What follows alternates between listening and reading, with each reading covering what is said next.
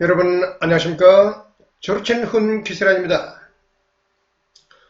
오늘도 카라연합TV는 아사달 실험대에서 알아보는 시간을 갖도록 하겠습니다. 네 번째 영상이 되겠는데요. 오늘의 주제는 축시낭송, 아사달 실험대의 세 번째 식순에 해당하는 축시낭송에 대해서 깊이 알아보는 시간을 갖도록 하겠습니다. 지난 시간에는 한 탱가리 검단 맞들이, 대통령 개회 선언 및 축사에 이어서 오늘은 축시 낭송에 대해서 알아보는 시간을 갖도록 하겠습니다. 축시 낭송과 관련하여 잠시 알려드릴 게 있는데요. 이게 시카라스 박물관의 모습을 제가 대강 모양을 잡아서 보여주고 있습니다. 이게 시카라스 박물관이라는 건데요. 그것은 평양에 있을 것이고, 거기에는 이 고구려 고분백화에 있는 씨름도를 상징으로 해서 이러한 건물들이 평양에 들어설 것이다. 이런 얘기를 해드리고 있습니다.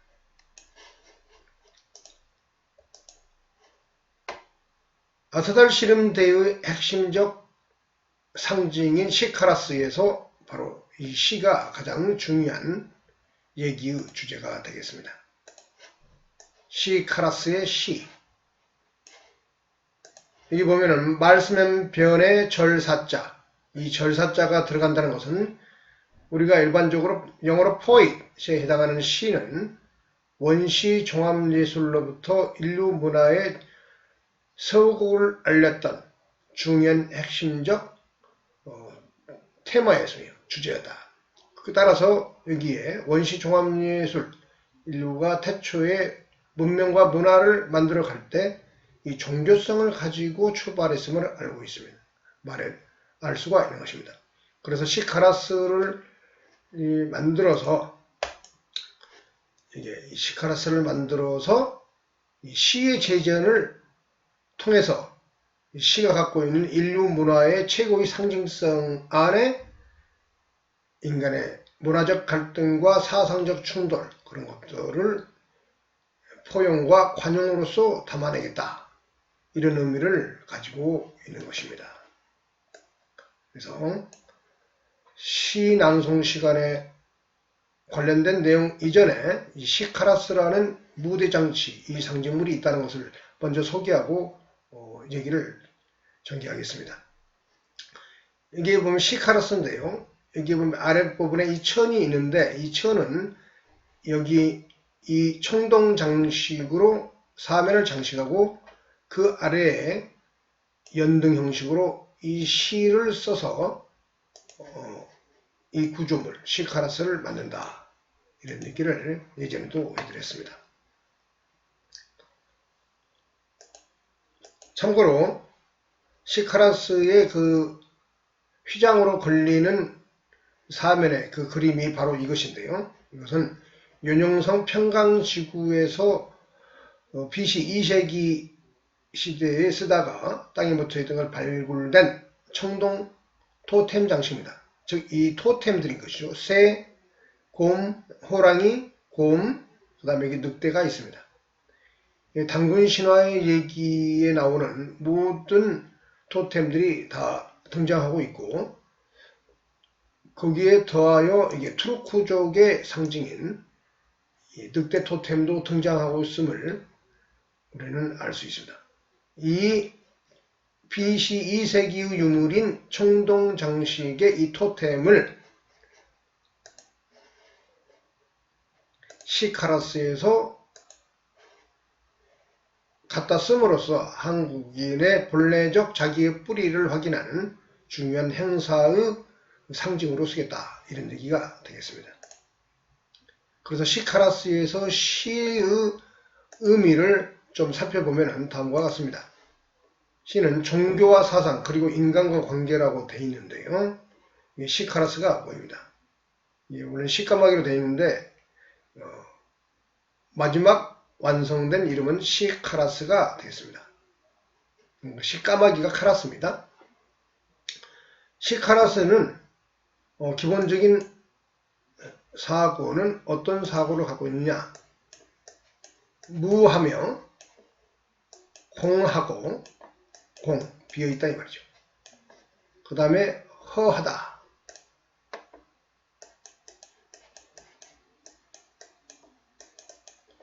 예, 허하다. 그러니까 공과 허, 무. 그러니까 그 자체로서 내용물을 채우고 있지는 않습니다. 현재 한국 사회, 전 인류 사회에 존재하는 수많은 종교들, 대표적인 게 기독교, 불교, 이슬람교, 기타 종교와 사상이 인간의 지구상에 존재하는 다양한 문화의 정체성의 양태들이죠. 그러한 것들이 이 시카라스라는 이 등장 무대장치 안에서 행해지면은 이 시카라스의 내용이 채워지는 겁니다. 그래서 이 시카라스 자체는 관용과 포용의 성격을 갖고 있으며 실질적 내용을 이런 기독교랄지 불교, 기타 종교와 사상들이 채우게 되는 겁니다. 그러니까 종교와 사상을 초월해서 아사달 씨름대는 관용과 포용의 정신을 실천적으로 행한다. 그런 의미가 되겠습니다. 그래서 이 시카라스는 관용과 포용, 그리고 그 핵심적으로는 실존적 개인의 발견이라는 이념적 표대가 되겠습니다. 그래서 축시낭송은 바로 이 시카라스 아래에서 이와 같은 무대장치, 여기 이제 시카라스가 있고요. 일본 20장을 갖다가 가져온 건데요. 이 유사한 형태의 무대장치가 형성되는 겁니다. 이 자리에서 그 시를 직접 작시한 사람이 주인공으로 나와서 자기가 쓴 시를 읊게 되는 겁니다. 그래서 축시낭송에 대해서 얘기하자면은 축시는 누가 관리는 문화관광부 산하의 축시관리부를 둬가지고 이 전국적으로 상시적으로 초중고 학생들, 일반인들을 대상으로 서사시가 아니더라도 아사달 씨름대의 정신에 부합하는 내용들을 공모하여 그걸 장원을 뽑아서 상시적으로 준비를 해놓습니다. 그리고 그것을 한탱그리 검단 맞절일 때 아까 말했던 시카라스 그 상징물 아래 이 무대장치 아래에서 직접 그 시인이 읊게 되는 것입니다. 그리고 그 시카라스 아래에서 읊게 된 그 시는 축시는 폐기되는 것이 아니고 영구 보관되는데 그 영구 보관되는 장소가 아까 말했던 평양에 설치하는 시카라스 박물관이 되겠습니다. 그래서 아사달 씨름대의 취지의 기초에서 그 시의 내용은 판단하게 되는 거고요. 그리고 그 구체적인 내용들은 한국의 시인협회와 같은 문인단체의 의견을 수렴을 해서 자율적으로 결정하는 겁니다. 국가가 전체적으로는 축시관리부를 둬서 문화관광부에서 관리는 하지만은 시인 문인단체가 자율로서 운영한다. 이게 핵심이 되겠습니다. 그래서 시인의 나라, 문화국가로 만들어가는 촉진제 역할을 이 아사달 씨름대가 하겠다. 그러한 문화국가를 지향하는 중요한 행사의 장으로 삼겠다. 이런 얘기가 포함되어 있습니다. 그리고 중요한 것은 한국과 일본 간의 씨름과 스모 협약을 맺어가지고 상대방의 축시를 매해 첫 일본은 하체봐서 우리는 정월 아사달 씨름대 때 축시를 교환하여 상대방의 그 무대에서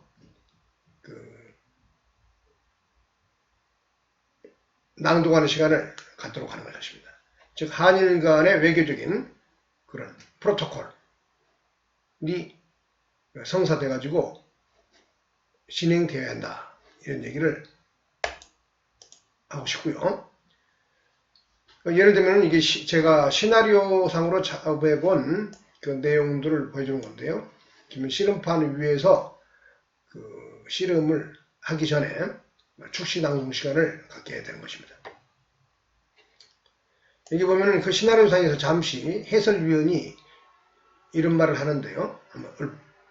한번 읽어보도록 하겠습니다.